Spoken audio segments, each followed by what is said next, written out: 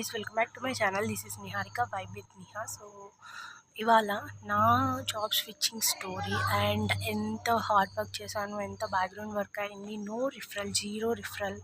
నేను జాబ్ ఎలా కొట్టాను. Now I have 3 offers in one of the like big firms. So నేను మీకు రివీల్ చేయను, బట్ సెకండ్ పార్ట్లో నేను రివీల్ చేస్తాను. బట్ ఈ లోపల నాకు ఆఫర్ లెటర్ కొట్టడానికి అండ్ నా ప్రిపరేషన్ ఎలా ఉంది, నాకు ఎంత టైం పట్టింది, జర్నీలో నేను కొడతానా లేదా అని చెప్పి నేను నా ప్యాకేజ్ గోల్ సెట్టింగ్స్ ఎలా పెట్టుకున్నాను అని చెప్పి నేను ఈ వీడియోలో నేను మాట్లాడదాం అనుకుంటున్నాను. I hope this video will 6 to 7 minutes only.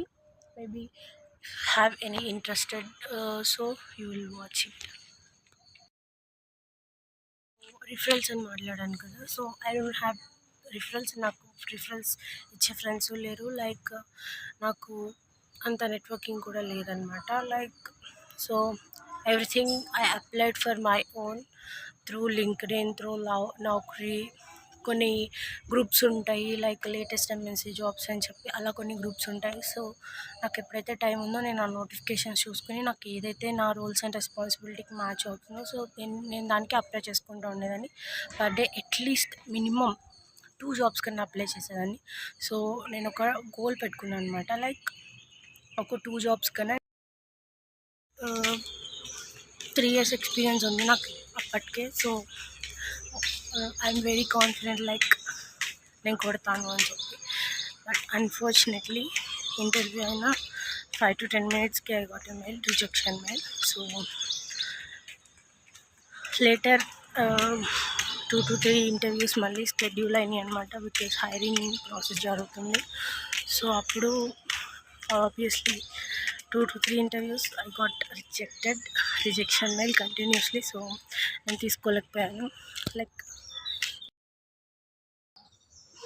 very good friends of mine, so they are messaged me like we will meet annattu. So they are very good friends of mine. Like if they are talking anything, like those words come from their heart and నేను feel అవుతాను. Like as like they are only.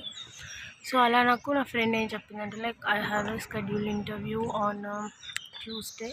So ఏం చేయాలి అంటే, like she said if you have confidence you will get Niharika అని అంటే.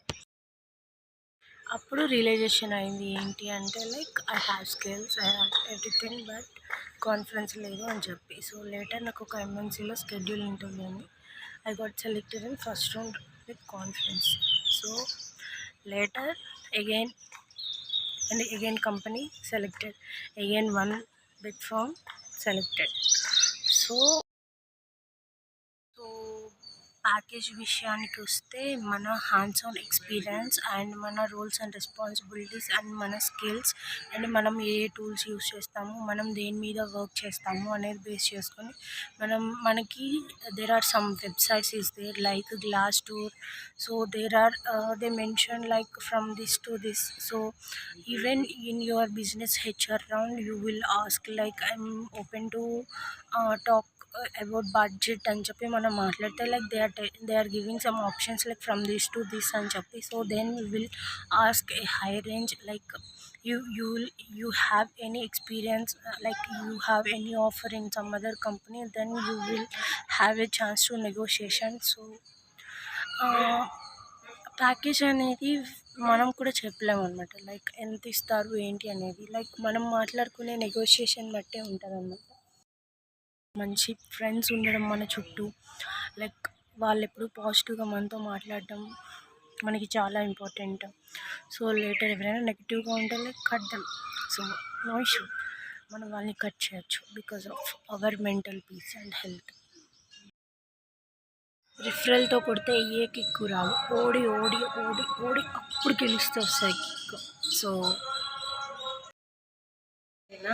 కనుక నాకు 3 కంపెనీస్లో ఆఫర్ వచ్చిందనమాట. సో ఏ 3 కంపెనీస్లో నాకు ఆఫర్ వచ్చింది అండ్ నేను ఆఫర్ యాక్సెప్ట్ చేసే ముందు ఏమేమి చెక్ చేసుకున్నాను, నేను ఎందుకు ఆ కంపెనీనే చూస్ చేసుకున్నాను అండ్ అసలు మీరు కంపెనీ ఆఫర్ లెటర్ యాక్సెప్ట్ చేసేటప్పుడు ఏమేమి చెక్ చేసుకోవాలి, ఇంటర్నల్ అండ్ ఎక్స్టర్నల్ పాయింట్స్ ఉంటాయి. సో అవి ఎలా చూసుకోవాలి ఏంటి అనేది మీకు ఒకవేళ కావాలి అనుకుంటే కామెంట్ చేయండి.